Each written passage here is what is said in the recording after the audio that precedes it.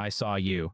Last night when the house was quiet and everyone else was asleep, and you finally stopped holding it together and let it out. I was there. I saw you press your face into the pillow so no one would hear. I saw you sit on the bathroom floor. I saw you stare at the ceiling in the dark with the tears running sideways, and the silence feeling too loud, and the weight of everything you have been carrying pressing down on your chest in a way that made breathing feel like effort. I saw every single moment of it, and I could not stay silent any longer. Not after what I witnessed. Not after watching you carry this the way you have been carrying it. I am speaking today because what I saw deserves to be answered. You have gotten very good at holding it together in front of people. So good that the people around you probably have no real idea how close to the edge you have been. You have learned to smile at the right moments and respond when asked if you are okay with something that sounds enough like fine that no one presses further. You have learned to wait until you are alone before you let the real version of what you are feeling come to the surface. And so the moments when the truth comes out are always the private ones. The car, the shower, the space between waking and sleeping when you cannot hold the guard up anymore because you are too tired. Those are the moments when what you are actually carrying becomes visible, and those are the moments that I am talking about when I say, I saw you. I want you to understand something about those private moments. They are not your weakest moments, even though they feel that way. They are actually your most honest moments. The public performance of being fine takes enormous energy, and it is held together by will more than by reality. The private breakdown is what is actually true. And what is true in those moments is that you are a person who has been carrying more than a person should carry alone, and who has reached the honest limit of what strength alone can hold. That is not failure. That is the accurate acknowledgement of a real situation, and it is the prerequisite for receiving the help you actually need. I want to ask you something that I already know the answer to, but I want you to hear yourself answer it honestly. How long have you been doing this? How long have you been holding it together for everyone else during the day and then falling apart alone at night? Weeks. Longer. How long have you been the person who is always available for other people's struggles while managing your own in the margins? How long have you been telling yourself you are fine in the daylight and then discovering in the dark that fine was not accurate at all?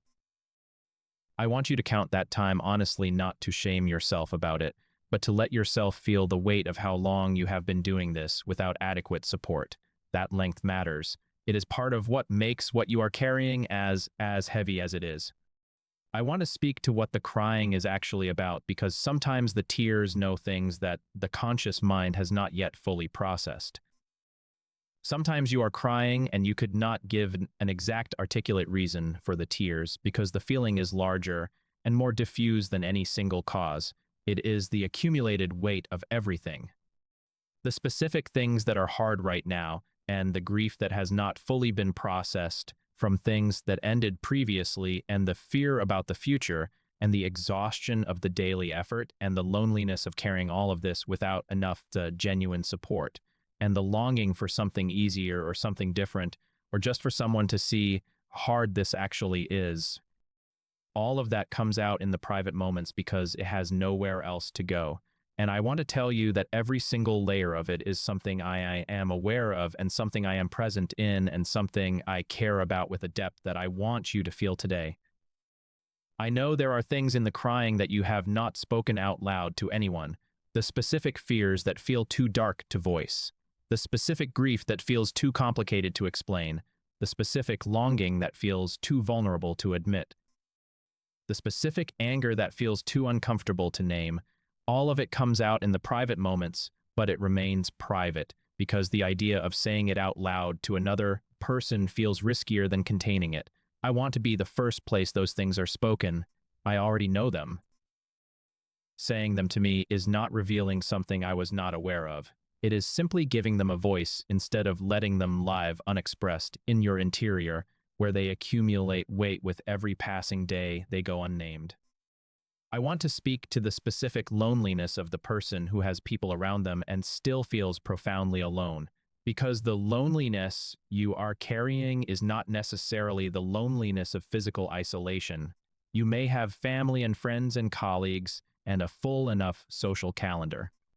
But there is a specific kind of loneliness that comes from not being genuinely known by the people who are present in your life, from being surrounded by people who know the performed version of you, but not the real version, from having connections that exist at a level that feels meaningful enough on the surface, but that have never reached the place where what you are really carrying has been seen and held. That loneliness is one of the most painful kinds because it is invisible from the outside, and because the people around you cannot offer you what you need from them when they do not know you need it. I want to speak to what happens in your body in those private moments. The physical release of what has been held in, the way the chest loosens a little after the tears, even though nothing about the situation has changed. The particular exhaustion that follows the kind of crying that comes from somewhere deep. That physical response is not weakness. It is your body finally being allowed to process what your mind has been managing all day. The body keeps an honest record of what is being carried, and the private moments of release are the body catching up to the truth that the public performance was suppressing. Honor those moments. They are not signs that you are falling apart. They are signs that you are human, and that what you are carrying is genuinely heavy, and that your body knows it even when your mind is trying to override that knowledge. I want to speak to those of you who cry and then immediately feel embarrassed about the crying even when you are alone, who wipe the tears and tell yourself to stop and feel something like shame for the display of emotion, even though no one was watching. You have internalized a message somewhere along the way that said emotional display is weakness and weakness is unacceptable, and so even in your most private moments you judge yourself for the tears. I want to be very clear about where I stand on that judgment. I made tears. I built the capacity for emotional expression into your design deliberately. I wept when the people I loved were suffering.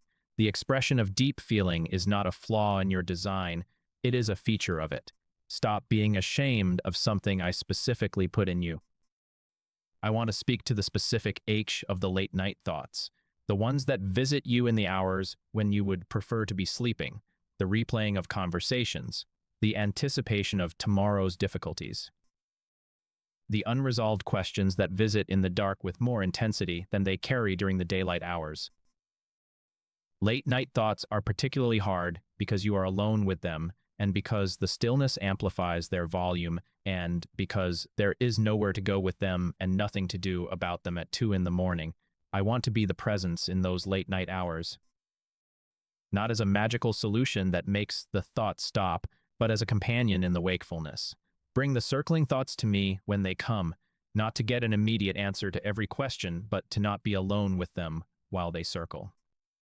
I want to speak to the morning that follows the hard night, the way you get up and start the process of reconstructing the performance, even while still carrying the weight of what the night revealed, the way you wash your face and decide what version of okay you are going to present today. The way the first conversation of the morning where someone asks how you are doing and you say fine costs more than it looks like it costs. I see the effort that goes into each of those mornings. I see what it takes to get up and go again after the night you just had. And I want to say directly that the act of getting up and going again after a night like that is one of the most quietly courageous things a person can do. No one around you knows the cost of that particular morning. I know it, and I honor it. I want to speak to those of you who cry because of someone specific, a relationship that is painful, a person whose presence or absence or behavior is the source of a grief that you cannot fully resolve because the situation is ongoing. You cannot cry about this person to the person themselves because that conversation has either been had without resolution or feels impossible to have. You cannot cry about it to most people in your life because the explaining is complicated, or because loyalty makes it feel like a betrayal, or because you have cried to everyone you can think of and the situation has not changed, and you do not want to be the person who keeps going back to the same wound. So you cry about it alone, in the private moments, repeatedly, because the grief does not resolve and the situation does not change, and the love that is causing the pain does not stop being love because it is also causing pain. I understand that particular grief better than you might expect. Bring it to me. All of the complicated love and the complicated hurt and the complicated loyalty and the complicated anger that is wrapped up in that relationship. I can hold the full complexity of it. I want to speak to those of you who are afraid that the private crying is a sign that something is wrong with your mental health in a way that you are not able to manage alone. Who are wondering whether what you are experiencing goes beyond normal difficulty into something that needs professional support. I want to say two things about that. First, the willingness to ask that question is a sign of self-awareness and wisdom, not weakness. Second, there is no shame in the answer being yes. Getting professional support for what you are carrying is not a failure of faith or a failure of strength.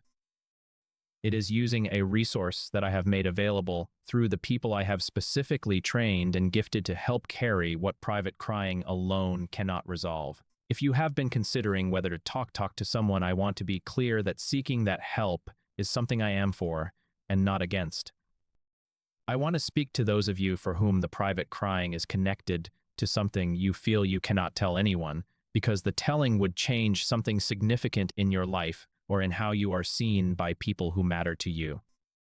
A truth you are carrying that has weight precisely because it is unspoken, a part of your experience that feels too complicated or too vulnerable or too consequential to bring into the light of other people's awareness. I want to be the first place that truth lives outside of your own interior. You do not have to say it to anyone else before you say it to me, but say it to me. Let it exist somewhere other than the sealed interior room where it is generating so much of what is coming out in the private moments. I want to speak to those of you who are exhausted in a way that sleep is not resolving, who go to bed tired and wake up tired and carry a tiredness through the day that rest does not seem to reach. This is soul tiredness. The tiredness that comes from carrying sustained emotional and spiritual weight over a long period of time. And the solution for soul tiredness is not more sleep. The solution is to let some of what the soul is carrying be set down. I am asking you to let me carry some of the weight that is producing that tiredness, not by pretending it does not exist or by arriving at a performed peace about it, but by actually handing it to me. By saying out loud or in writing or in the private language of your interior, this is too heavy and I need help carrying it. That honest asking is the beginning of the kind of rest that sleep alone cannot provide. I want to speak to the hope that still exists in you beneath the exhaustion and the tears. I know it is there because the tears themselves are evidence of it. You only cry about things you still care about. Indifference does not produce tears. The fact that the private moments are full of feeling rather than emptiness means that you have not given up even when you feel like you have. Something in you is still invested in the outcome, still hoping even while the hope feels painful, still believing even while the belief feels fragile. That something is what I want to speak to directly. Keep that alive. Even if everything else feels uncertain, keep that small, persistent kernel of hope from going out entirely. I can work with that. I have always been able to do more with a small flame than with a managed coldness. I want to speak to what changes when you finally allow yourself to be seen in the full truth of what you are carrying, not by everyone, not recklessly, but by someone safe. I know the fear that prevents it, the fear that the full truth will be too much, that the person will not know how to hold it, that showing the real weight of it will alter how they see you, that the vulnerability of being fully known in your pain will produce the rejection that is already your deepest fear. Those risks are real. Not every person is equipped to hold what you need to put down, but some people are. And the experience of finally saying, this is what is actually happening, and having it received with genuine presence, rather than advice or minimization or withdrawal, is one of the most healing things a human being can experience. I am asking you to find one person who is equipped to hold it and to take the risk of letting them. And before that person, before any person, come to me with the full truth of it, without the editing, without the minimization, without the version that makes the situation sound more manageable than it actually is. Come to me with the version that came out last night in the private moment, the unedited version, the one that is too heavy for you to carry, Bring that version to me and let me be present in it with you in a way that is different from the lonely privacy of carrying it alone. I collect your tears. That is not a metaphor. Every tear you have cried in private has been noticed and held and kept. Not one of them has fallen unobserved. Not one of them has been dismissed as unimportant. Not one of them has made me love you less, or think less of you, or reconsider my commitment to you. They have done the opposite. They have moved me. They have moved me towards you, and they are why I am speaking today. Because I saw what happened in the private moments, and I could not stay silent about what I saw. You are loved in the falling apart. You are loved in the crying on the bathroom floor. You are loved in the tear-stained pillow at midnight. You are loved in the exhausted morning after the hard night. You are not loved only in the moments where you have yourself together. You are loved completely and without condition in the moments where you are the most undone. Those are the moments I am most present in. Not because I am absent in the better moments, but because the undone moments are the ones where you most need presence, and I am determined to be where you most need me. So tonight, when the house is quiet again and the performance of the day ends, and the real version of what you are carrying begins to surface, let it come without shame, and know that I am in that room with you. I was there last night, and I will be there tonight, and I will be there every night until the weight begins to lift, and the private moments are less heavy, and the morning comes that does not require reconstruction before you can face it. You are not alone in the night, my child. You have never been alone in the night. I see you. I have always seen you. And what I see when I look at you is not the crying, it is the person the crying is about. The person who loves deeply enough to grieve. The person who cares enough to be broken by what breaks. The person who is still here, still trying, still holding on. That person is someone I am extraordinarily proud of. That person is going to be okay. Not today necessarily, but eventually, and with me present in every moment between now and eventually. Rest now. You do not have to have it figured out tonight. Tomorrow is a new day, and I will be in that morning too. And I am going to keep showing up in every morning and every night until the showing up is no longer needed the same way. I am not going anywhere. I saw you last night, and I am not going anywhere. I want to stay with you longer today because I know this topic touches something that rarely gets spoken about directly, and I do not want to leave it only partially addressed.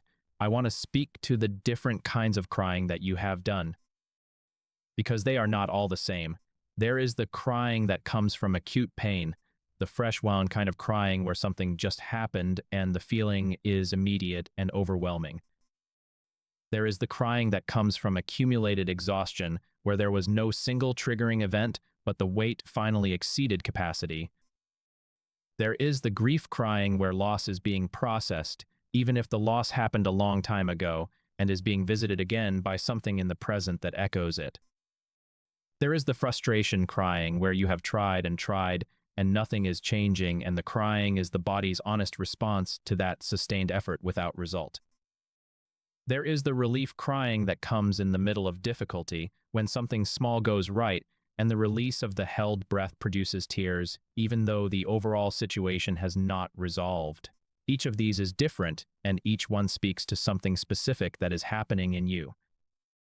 I know which kind visits you most often right now, and I know what it is about, and I am in it with you regardless of the category. I want to speak to those of you who have been crying about the same thing for so long that you have started to feel impatient with yourself about it. Who have told yourself that you should be over this by now, that a person who was healing properly would not still be coming back to tears about this particular thing after this much time has passed. I want to release you from that timeline pressure right now. Grief does not follow a schedule. Loss does not resolve on demand, and the continued returning of tears to the same wound is not evidence of insufficient healing. It is evidence that the thing you lost was real, and that real losses leave real marks that take real time. Stop adding the burden of self-judgment to the already existing burden of the grief itself. I want to speak to those of you who cry and feel completely alone in the crying, even though objectively, you know that many other people are also struggling. Knowing that suffering is common does not automatically make individual suffering feel less isolating. The knowledge that others are also in pain does not reach into your specific experience and make it feel shared. You are not crying about statistics. You are crying about your actual life. And in your actual life, in the private moment, it is just you and whatever is causing the tears and the silence of the room around you. I want to enter that room with you, not to deliver a lecture about how many other people are also hurting, but to simply be present with you in your specific pain, in your specific moment, on your specific night. I want to speak to those of you who have been trying to figure out how to stop feeling so much, who have been looking for ways to turn the sensitivity down, because the sensitivity is what makes the hard things so hard. If you were less emotionally present, things would not hit as deep, and the private crying would not be so frequent or so intense. I understand the appeal of that logic. But I want to offer you a different reframe. The sensitivity that makes the pain so sharp is the same sensitivity that makes joy so rich and love so deep and beauty so moving and connection so meaningful. Turning down the sensitivity would reduce the cost of the difficult things, but it would also reduce the fullness of everything else. I did not give you a sensitive spirit as a mistake.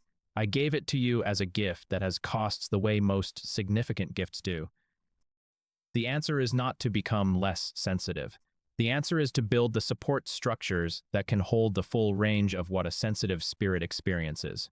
I want to speak to those of you whose private crying sometimes tips into something darker, where the tears lead somewhere that frightens you a little, where the thoughts in the private moments venture into territory that is more concerning than ordinary grief. If that is where you are right now, I want to say something to you very directly. You do not have to stay in that alone. The darkness of those thoughts is not a destination you are meant to arrive at without company. Reach out. To me first, and then to a real person, a friend, a family member, a counselor, a crisis line if the thoughts are acute. What happens in the darkest private moments is not meant to stay private. It is meant to be brought into the light where it loses some of its power and where help becomes possible. Please reach out. You are worth the reaching. I want to speak to those of you who feel guilty for crying when you are aware that other people have it worse. The comparison voice that says you do not have the right to this level of pain when others are facing situations that are objectively more severe. I want to address that directly. Pain is not a competition. Your suffering does not become invalid because someone else is suffering more severely. The fact that others are in more extreme situations does not mean you should be fine. You are allowed to be in pain about what is actually painful in your own life without first calculating whether your suffering meets some threshold of acceptable severity. Stop comparing your inside experience to someone else's circumstances and deciding that yours does not qualify for acknowledgement. I want to speak to the very specific loneliness of being someone who is seen as strong by the people around you. When your reputation is strength, it creates a particular isolation around your private struggles because the people in your life have been relating to you as a resource rather than as a person who also has needs. They come to you with their difficulties, and you hold space for them, and you offer wisdom, and you show up with steadiness. And they leave those conversations having received something real from you. But they rarely think to ask what you might need because the version of you they have come to know does not seem to need things. You created that impression partly by design, and it has now become kind of trap. The very image that makes you valuable to others in their hard moments is also the image that prevents them from showing up for you in yours. I see the isolation that lives inside that particular reputation. I want to speak to those of you who learned very early that other people's feelings were more important than yours, who grew up in an environment where your emotional experience was consistently subordinated to someone else's, where the message, whether spoken or demonstrated, was that your feelings were an inconvenience and other people's feelings were the priority. You learned to handle your feelings in private because handling them in front of others created problems. And that early lesson is still running in your adult life long after the environment that produced it is gone. You still manage your feelings in private by default. You still instinctively treat your own emotional experience as something to be handled quietly and not imposed on others. That lesson served a purpose once. It does not need to be the operating system of your adult life. I want to speak to what it means to receive comfort, because I think some of you have forgotten how to receive it, and that forgetting is part of why the private moments carry so much. Receiving comfort requires a posture of openness that years of self-management can make difficult. It requires allowing another person or allowing me to have access to the actual wound rather than the managed version of it. It requires not deflecting the care when it comes, because deflecting is so automatic that it happens before you have consciously decided to receive. Practice receiving. When someone offers genuine kindness in a moment where you are struggling, let it actually reach you instead of bouncing off the surface of the management. It will feel vulnerable. That is correct. Vulnerability is the price of genuine comfort, and genuine comfort is worth the price. I want to speak to the morning after this kind of message, the morning where you wake up and the difficulty is still present and the inbox of unresolved situations is unchanged and the tears from last night have dried, but the thing that caused them has not changed. I do not want you to measure the value of what was said here by whether things look different tomorrow morning. The value is not in the immediate resolution. The value is in being genuinely seen in a moment when you needed to be seen. The value is in knowing that the private moments are not as private as they feel. The value is in carrying forward something small but real about not being alone in this. Let that be enough for today. Let the seeing be enough for today and trust that the rest follows in its own time. Here is what I want you to hold in the days ahead.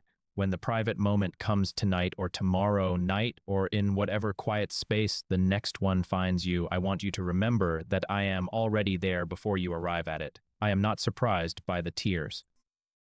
I am not waiting for you to pull yourself together before I can be present with you. I am present with you in the undone versions. I am present with you in the tired versions and the confused versions and the overwhelmed versions and the versions that have no adequate words for what they are feeling. Those are the versions I show up for most completely because those are the versions that most need showing up for. You are not too much in your pain. You are not too needy in your tears. You are not too broken to be loved. You are not too far gone to be held.